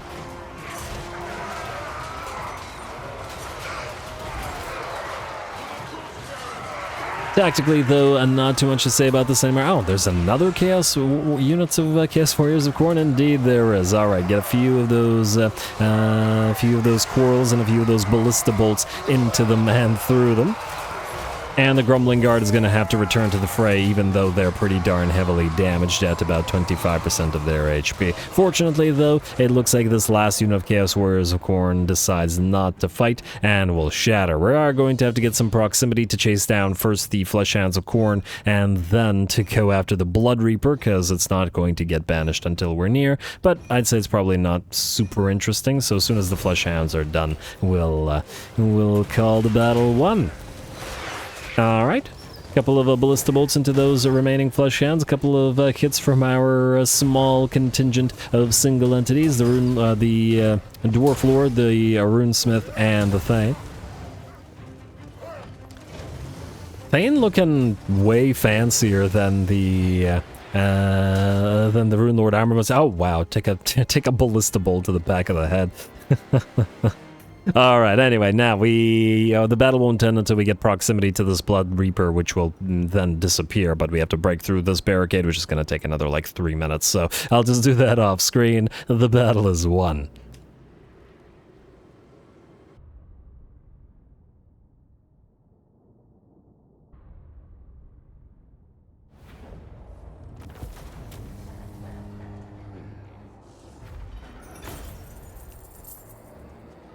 Alrighty, there we go. A surprisingly difficult fight in the sense that we really had to approach under fire from that darn tower, which we couldn't fire back upon as it was arcing its shots over the sort of mountainside. And then at the same time, the summons from the, I want to say menace below, but the bloody menace, let's say, of the Bloodletter summons, which was annoying as well, as we had to wait out the time in which case they were summoned so that they didn't... Oh, before I forget, you should be on the Grilled Rat Skewer. Yes, a... Bloodletter's annoying in the midst of our artillery pieces, and with the overcompensating quarrels, losing one of their units. Plus, of course, I've said it before, but his skull cannons are insanely strong in SFO. I think the best Chaos Artillery, one of the best Chaos range units in general, belongs to KRON, which is kind of hilarious. So yeah, scary skull cannon, and we can't catch it either, so we gotta just fire away as best we can with the with these guys. And the pathing of the minor settlement made that all the more difficult. Anyway, let's occupy the place, and ooh, didn't crash, good. Stonemason from secured East Trollheim Mountains, and ooh, yes, we got tusks here. That's nice. We'll start building up the tusks, and we'll start building up the iron mining pit. We, I guess, don't really need the siege workshop in this particular location. We will reduce the cost of the place, and I guess we can start building the basic stuff like the scrap mine. And I guess here there isn't a lot of adjacency yet, though there will be later. I'm just wondering whether we want to, as in what we want to build. I'll probably upgrade you next turn a little bit. Save on that cash. We can get rid of the clan barracks as well now, as it's unlikely that the place will be getting attacked. And, ooh, wow, the trading depot is expensive. Let's start with the barley field, at least for now. It's not a province that's super critical for us to invest in. Also, before I forget, this is the 13th episode, and therefore the last time that we lowered the engagement threshold, since we've been doing pretty good at that. But from now on, 300 likes and 50 comments, and the next episode will be an hour long as well, and that is the sort of final numbers. 6 more turns until the Bugman's Brewery is up and running. We got 7,000 gold to play around with should we want to do so, but we may want to save it for next turn. Or we could build something somewhere for cheap. Let me just see here. Looking okay here. I wanted to build 2 deeps locations next turn, which is going to cost us like 15k anyway. So we should probably save that for next turn, unless there's a third place where we can build the deeps, which would work for us. Let me just see here. This is fine. This is fine. Okay, so you're already being constructed. We could have built it here at Grosdrung, but we'd need to, or I prefer to build it in places where there are 3 spare places. Azul and West Death Pass are where the other ones are going to be built. I think we just don't have the... I could do Mount Silver Spear. We do have the spare amount. I was saying we could do this here anyway. I guess it just depends on... Let me just see here. Growth, upkeep, production, faction-wide. It's mostly faction-wide things that we want right now, so it... yeah, we could do Mount Silver Spear, I guess. And none of this increases the capability of the particular settlement, which means it's fine. Yeah, alright, let's switch you out of the commandment and put you into the other commandment. I'm gonna try to remember that that's the place. May as well build several. Alright, Lord not moved, Garrison not moved, unsigned, building the outpost upgrade, all that's fine. Not gonna do anything else there. Double check Diplo and then go next turn. Ally missions is what I wanted to see, and there's nothing there. What about agreements? Daughters of the Forest. You know what? We can always break the trade agreement. Let's just do the trade agreement for now. I mean, it's gonna be a while before we get up there. I guess the last question is whether we want to get another Confed going. Alright, now and continue screwing up our public order just after fixing it. Oh wow, Scarby. He really wants peace, don't he? Huh, Mission wants peace. 8.1, just out of curiosity. 2,000 gold for a faction that's already dead. Sure. They have no territory. Let them give us the money for nothing. We'll take it. Just out of curiosity, how much money does Scarbrand have? 6.7k. I was thinking if he had like 30k, maybe. I hope he sallies out here. Although I fear that he might not, but I would really like to see how this particular army handles handles this in the field.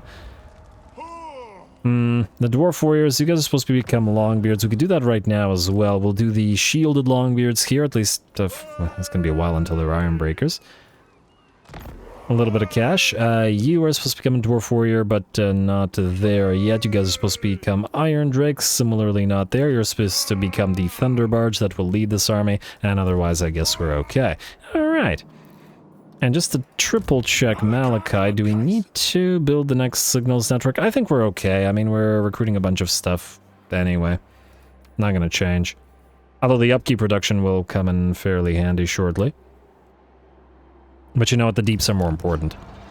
Because it's a faction-wide thing rather than a particular settlement thing. Alright, so I guess we'll end the turn. We'll see if the Coronates sally yet or whether we get attacked anywhere else. And we get to fight some Chaos Dwarfs shortly, hopefully. Grey Hag running around here with a full army. We'll probably need to send another army out there. You gun guys. Oh.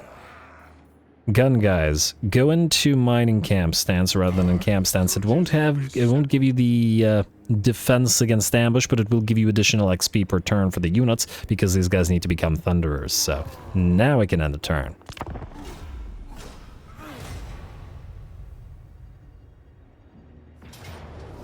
Oh, they will sally out. Go figure. Alright, well I'm happy about that. If we manage to kill every single unit, we'll be able to capture the settlement. We have 2 summons from beyond again, so sorry Iron Drakes, you're gonna have to deal with it. Let's quick save just in case we are able to actually capture the settlement. And let's fight. Should be fun. Gromby, your new and improved army.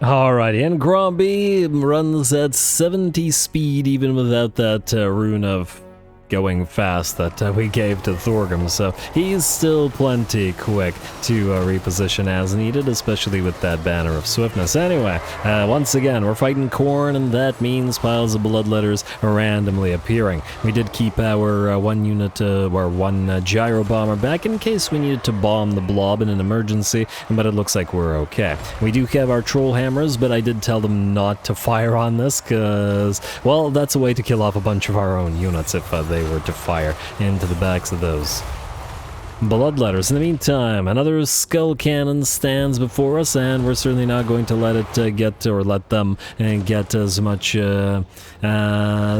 damage done to our army as they were able to do to Grimley's, so we're going to knock them out real quick with that Grudge Settler gyrocopter. And it's doing reasonably well at it. The skull cannon down to about 30% of its HP. And then 2 units, and a quarter of its HP. Next one should be falling shortly. And this volley will kill one. It will not, or it will. Huh. Interesting. Okay, they're both melting away. There's 10% HP, but they still have both models. There we go, and then they both explode at the same time, not in a good way. Alright, in the meantime, we've been waiting for the second summon of Bloodletters, which should be arriving in about 20 seconds. And here they come, which is a little bit late. The enemies are starting to approach. Going to try to reposition the Iron Drakes with Trollhammer Torps to deal with the enemy Skull Crushers as they move on in. And this time, we're going to drop whatever we can, including the Trollhammer Torps, into those Bloodletters. Can't have them doing too much work. Thunderers thundering away. Iron Drakes burninating those Flesh Hounds, but they aren't the real target, as the Trollhammers and, well, everything that can is going to try to knock out as many of those Blood Crushers as possible. Fortunately for us, it looks like the Flesh Hounds in this particular case actually got in the way of the Blood Crushers, which prevented them from getting a charge in, and the AI screwed itself over a little bit. Alright, and it looks like the Blood Crushers lost about a quarter of their, or 3/4 rather, of their HP before they were moved in, and just as soon as they charged, we popped that Helm of Discord using our Thane and prevented them from doing too much damage to our Iron Drakes. Trollhammer Torpedoes, Flames of the Iron Drakes, blasting charges, all coming in, and the enemy army is now engaged, and by the looks of it, having a pretty bad time. Oh, I love Trollhammer Torpedoes. It's been a little bit unfortunate to have to wait for them, but they're here now. And this isn't the only army that we're going to use them in. Plus, we've got the Engineers as well, which are a Trollhammer type unit. I suppose we've technically had Trollhammers all game in the form of the Grudge Settler Iron Drakes, Grudge Settler Gyrocopters. But there's just something about the Iron Drakes with their ultra-heavy looking armor and stuff that's so much more pleasant. Anyway, the big old blob of enemy units from the site of the Iron Drakes firing over the heads of the other units are now starting to dwindle. The balance of power, in fact, shifts to 100% in our favor as the enemy fails to breach our lines. The sort of heavy range damage units do have a tendency to kill off the enemy rather quick, after all. Alright, and Skulderguard got 93 kills and considerably outdamaged the units of Iron Drakes with Grudge Settlers, most likely because the Skulderguard have heavy armor piercing damage with that steam that they seem to fire away. Now, they can't entrench, but as soon as we get an entrench hero, they'll have a similar range of 180 or so, and that'll be really nice on them as well. We shall see. Now, the battle is done. The battle is won, and the thing that we want to try to do here is make sure that every single unit that is running gets obliterated so that we can capture Krakar-Ravensvok. Let's see if we can manage to pull it off.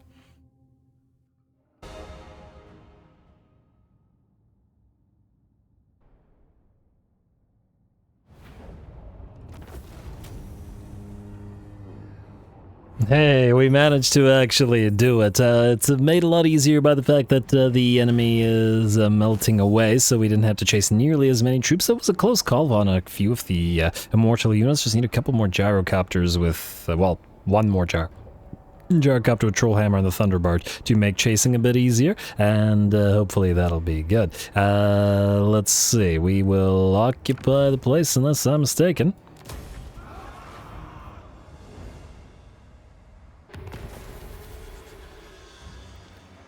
Alright, Freebooter, Creator, Constructor, Iron Curse Psychon, another Stonemason, another Dwarfen Tattooist. Okay, those actually have to go on specific guys, so we'll hold off on you. Krizor Destroyed. Okay, good. Musion Destroyed. Good that we pieced after them before they died. Ironback something. Ready for duty, Skeggy. And one more turn until Grugny is blessing us. Good. Next, we need additional engineers. We got another Wayfarer, eh? These guys have the, additional hero success chance. Speaking of, our first tech thief about to do his first tech thievery. I have a bad luck with this. The first one almost always dies. Don't die, tech thief. If you die once, I'm gonna rename you Beledna. Don't do it. Hey, you did it. Alright, good job. I'm surprised and impressed. Lovely. Alrighty, and after Grugny's blessing, we've got a bunch of good stuff that we will be unlocking. Nice. Thorgrim. the realm. before we do anything else, you need to do two things. Thing the first is to build stuff, not for free, but it's pretty good. Here, and we'll go for the construction market, and then start on... I again forgot about the frickin' 2 turns required, or 2 of the... Yeah. Not the turns, but the... cost. Okay, so Thorgrim reduces this from 7,000 to 2,000, but I'm not sure that we want to go back up there. We could wait for another couple of turns, but I kind of would like to get the deeps started.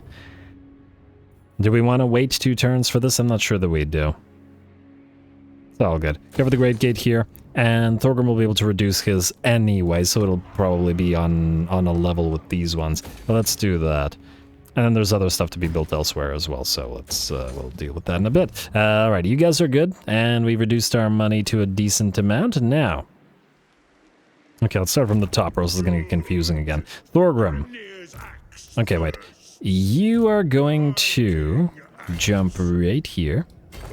You, Ulfar Norgrimling, are going to occupy Kvinvir, or attack it.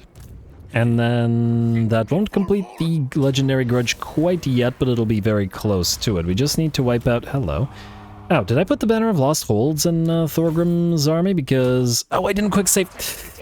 Ah! the one time I didn't. The frickin' one time. Okay, well, unfortunately it was just after the end turn, but... Oh, bloody... Okay, 1 second. Alright, that one was actually a fairly annoying quick save failure because we... okay, wait, let's get everybody moving. Because the last save was actually prior to the battle that Grombrindle fought, so I had to rapidly fight it again, and blah. What can you do? Anyway, let's... not forget to quick save anymore. I really don't want to do that again. And this time we'll auto resolve, and we got a Razor Standard, but not that Banner of Lost Holds anymore either. So yeah, that's a bit of a shame.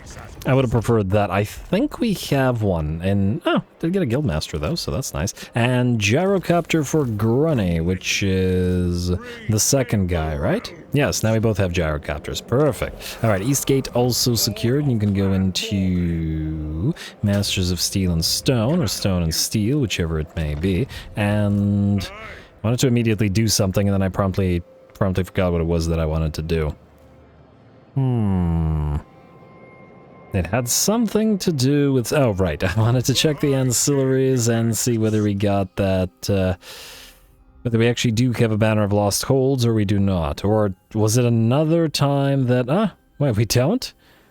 So I guess it was another time that the... Oh, there it is. Oh, we already have it on you. Who has this? Oh, okay, Gotrek has it. Alright, fine. Gotrek likes to reminisce about Lost Holds and all that, why not? Speaking of Lost Holds, been a lot of comments asking to rename some of the stuff. Let's at least do Black Crag, which is the most important one, that we need to rename. Black Crag, you are going to return to Karak Draj. Also, while we're on stuff, let's, do we have any of these guys named? Okay, let's name the first and highest level of the Iron Drakes here to... How about Short Fuses? And since he's gonna have 4 Iron Breakers, I guess we'll need names specifically for his Iron Breakers. It would be nice to have names specific to Gromby in his own army, because I wasn't originally planning to do Iron Breakers, but on the other hand, all names are good. Now I forget, did I do Grilled Rat Skewers? I did. I'm just confused now because, you know, which... Ooh, Slayer Pirates. We can start naming those. Granted, I guess we don't have a lot of them yet, but, you know, working on it. Also do have decent amounts of Gyrocopter names and Gyro Bomber names and names all over the place. Alright, yeah, let's name at least one Slayer Pirate and then continue on the way. Let's see, Slayer Pirates. Where's my list of them? Low Blows. Alrighty. And you're good for now. You, new engineer. You are entrenched. And I guess we're going to pop you into this army. You will also need a Thane and a Runesmith. We cannot build either one of those here anymore. unfortunately. But, unless I'm mistaken, the Spirit of Grugny will allow us to... No, it will not. So we actually need the ability to build both Thanes and Runesmiths somewhere nearby. Unfortunately, we deleted the thing. I'm surprised that we don't get the ability to... Oh. Sarthorael. That could be an annoyance. I'm just now realizing that he might be able to teleport out of Fort Scaehold into Mammoth Boneyard, but if we peace out with... Oh, he won't peace out anyway. Well, that's going to be an issue. Might have to move back with Gromby. But I mean, it's not like we can stop the conquest of a Scarbrand's territory right now either. How many territories do you have, Scarby? 3. 1, 2, 3... What? Oh. Winterpire belongs to some other little faction that we're apparently at war with. Alright, fair enough. Alright, well, either way, that doesn't change that you're going to have to go to Grungstekbrund. And I'm really hoping that Scarby will revive shortly, because we need to deal with him quick save. And to resolve, and I guess if Sarthorael moves in, we're just gonna have to deal with him. Occupy, and okay, that one works. I swear, the game, someone's screwing with me, because the game is just waiting for the time I forget to quick save, and bam, it fails. Okay, anyway, Grimly, your army's still a little bit damaged, but probably not so damaged that you... I was gonna grab the lair of the Troll King, but I fear that we gotta go after Sarthorael. Would it be safer to go to his territory directly, or would it be safer to... It's barely... This place is barely occupied. I just want him gone so that we don't have to deal with him jumping to us. I can always trade this territory to somebody, though. Yeah, alright, fine. And go here, and I'm just gonna hope that he doesn't jump here. Although, wait, if we go here, then we can heal. And then jump down here. But then if we stay here... Okay, you know what, just do it. He might attack us. I doubt that he will, but, you know, give him the opportunity. Remember how I originally wanted to send Grimly up here? It's really not panning out so far, but hopefully we'll get there. Anyway, Thorgrim, back to you. There is nothing to build here, and we obviously don't need this or this in this particular location. Could be a turn that we confederate another legendary lord. What are we looking at here, incidentally? We have basically a choice between Belegar and Ungrim. Ungrim gives us a big amount of territory. Belegar gives us the rest of 8 peaks, but a pretty huge border with a bunch of enemy factions. As soon as we get Belegar on field, we'll have to immediately move up here. I'm inclined to maybe wait a turn or two before dealing with that. Fixing up some of these territories, maybe getting another army. I also wanted to start sending an army up here through these territories before confederating Ungrim. I think we could do it in the next 3 or so turns, so we'll get there. Our economy is starting to come together now, so I don't want to risk it. Ooh, hello, what do we have here? Will these guys be willing to fight us, I wonder? Like, if we attack this guy, would you be willing to fight? Be interested to see, and I guess we're gonna see right now, because Joseph, it's all you, bud. Let us... Oh, wait, 1 second. Sorry to be a tease, but I would like... Okay, you know what, actually start with this. I would like to see 3 settlements. That's a legendary grudge and... What? 1, 2, 3, maybe turns? Really gotta complete that, for a number of reasons. Short victory will give us additional control, which will make it easier to... A, gain character experience, but B, deal with the other confederations. Well, let's see what's going on here. And Karaz. And that's actually going to be a difficult fight. I love it. Alright, that's definitely going to be something we do. And, oh, I didn't realize it was a... Maybe they'll sally out. We're going to give them a chance. Alright, you can go in, like so. And can we get any more Thunderers? Is it tier 3 or tier 4 with it, wherein you can be Thunderer? Tier 4, unfortunately. Alright, fine. We'll wait, I guess. And what tier do you need to be to become a cannon? Tier 5. Okay, so looks like... Not yet. Tier 3 for warriors? You can be a warrior, right? Yeah. And then the warrior can become a quarreler, and the quarreler can become a thunderer someday. Yeah. Not much we can upgrade here, but we can get a few skill points going. Not a lot, but... something better than nothing. Do we have any rank 7s? Just the Grimdelvers and, technically speaking, the Goblobbers. So let's get Dowie Firepower for the Grimdelvers. And let's grab Stand Your Ground. Maybe I should have gone with Morgrim's Favorite, but whatever, too late. Runesmith. Oh, right, you were a new Runesmith that we never leveled. Now, we definitely need Hardened Armor for the, for the Grudge Rakers, because they're going to be defending. So we'll go Hardened Armor on you. We'll definitely get Rune of Speed, Oath and Steel, Wrath and Ruin. We probably want Retinue Physician. It doesn't do anything for us in this particular battle, but still good. Renowned Feared. We are the elite. Probably could have gone. Yeah, that's fine. Let's get another point in both Rune of Wrath and Ruin and Rune of Oath and Steel as well. And we'll be able to go to the... Well, nah, Rune of Stone is probably not super helpful here. At least not over Oath and Steel and Rune of Speed. In fact, I think we'll do those before Rune of Wrath and Ruin. Oh, the first level already gave us the Overcast version. Well, I'm not redoing those skills, so too bad. Alrighty, you guys stay there, and let's hope that they sally out.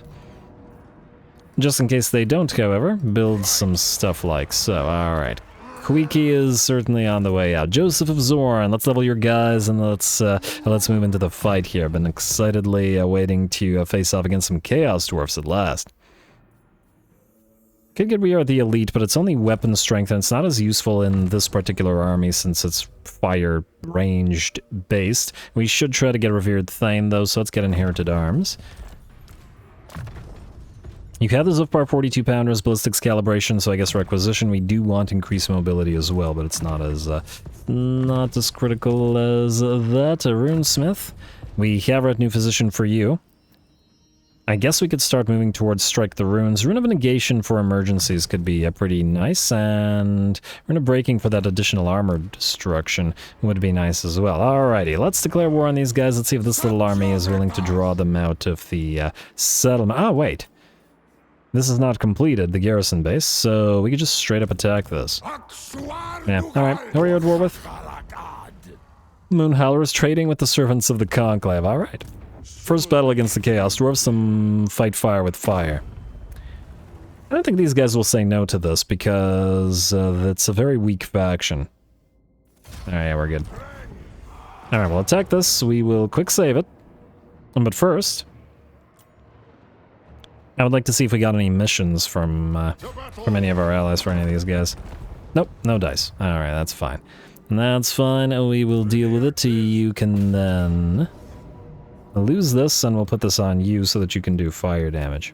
Magical fire damage as well. I already quick saved, right? Well, I'm going to quick save again, because I really don't trust it today. This is a Talisman of Preservation. We could use another one. Yes, it is. Well, let's hope that we can steal it. Close victory, medium casualties. And let's see what they've got.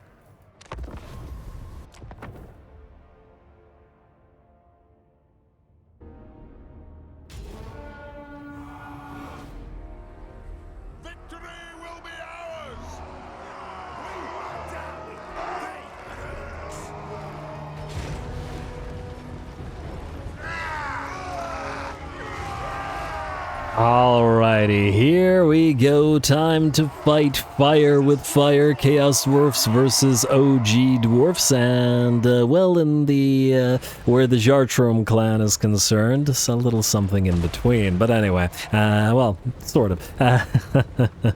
Here we go. Demon Smith Sorcerer is going to be the first target for our gyrocopters with brimstone guns, who, well, probably going to take a long time to dish out sufficient damage to this guy, since we don't have a fire weakness application on them. And there's certainly an argument then to be made, if we wanted to put one of the engineers of our main stack onto a gyrocopter, and then allow them to apply that fire weakness to help the gyrocopters with the brimstone guns do more damage. The argument against this, however, is that with both engineers being part of our main line, they can apply the ballistics calibration to the entire blob of our units, which we'll have to see. Anyway, I'm excited to see blunderbusses versus Drake guns. We'll see which is the superior if the enemy actually manages to get in range. The Chaos Dwarfs may be used to fire and have massive fire resistance, but the legions of chaff that they bring along with them, the Hobgobs and the Laborers, are certainly not fire resistant, and they will burn like anything else. Alrighty, and the flame cannons having a pretty decent range here means that we're firing away at the enemy units that are leading, looks like. Speaking of leading, the brimstone guns have sufficiently annoyed the enemy lord, who is moving towards us, and with all that fire resistance reduction, will be brought down with a Lamassu in tow. Lovely. Certainly didn't want that Lamassu landing. There was a very close moment in the Miao Ying campaign where one of the lords almost died because all her abilities and everything got disabled by an enemy Lamassu. Granted, it was Zatan and his Lamassu, so he was also hidden very hard. Anyway, it looks like the enemy will use a burning head, and a very, very nice one. I have never had such a good burning head. Look at that. It moved in a completely straight line across the entirety of our army. Every time I use this thing, it won't move in a straight line. It'll veer away like this or like this. When the AI uses it, perfectly straight through our entire line. Did it do too much damage, however? Not really, as we had enough fire resistance ourselves to make sure that it doesn't obliterate our troops. And the enemy is still moving in and towards our main line. And Joseph of Zorn firing his now flaming, magical, suppressing minigun with ballistics calibration. Or Gatling gun, whatever.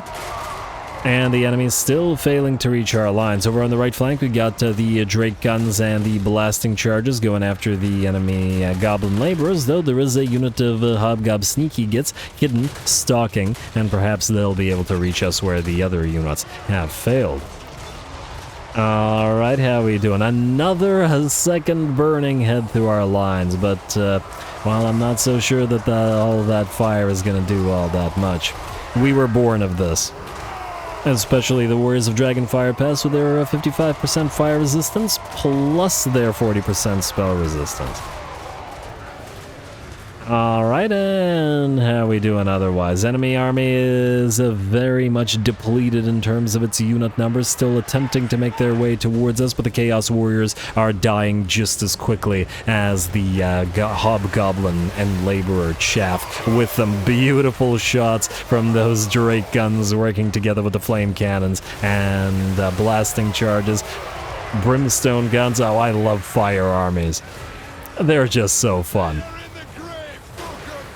And absolutely brutal even against the Chaos Dwarfs, as the fire resistance proves not enough from their first army. Second army is still moving in, and ooh, it does look like those sneaky gits actually did manage to reach our Thunderers with Drake guns. Good job to them. That sneaking that they do, at least to some degree, allows them to accomplish something. Alright, well, we're going to have to get some point-blank shots with those Drake guns into the enemy's faces best we can. Sneaky gets, of course, not to be underestimated. I have a bad tendency to try to spam these guys, and, well, or at least have to tell myself to avoid spamming these guys, similar to Chameleon Skinks. I just like the unit archetype with the sort of sneaky, fast, vanguard deploying little unit with the precursor weapons. Anyway, these guys have been attacking our unit of Drake guns long enough. We're going to get a Zephyr 42-pounders right through them, back off slightly, though by the looks of it, it's not going to be needed as the rest of the enemy army has broken. A couple more shots into the backs of those Hobgob sneaky gits to make sure that they don't survive. Just really enjoying watching those reloading animations. And there we go, all the different types of flames hitting that poor one unit and obliterating it. Lovely. And there are two left. I don't think they're going to survive. And then there was one. All the flames are coming down, and the last one will fall. Still, you did more than pretty much all the Chaos Dwarfs did in this particular battle, so I'm going to have to say a good job to that little unit. Very, very fun fight, and a lovely debut of Joseph of Zorn versus the Chaos Dwarfs.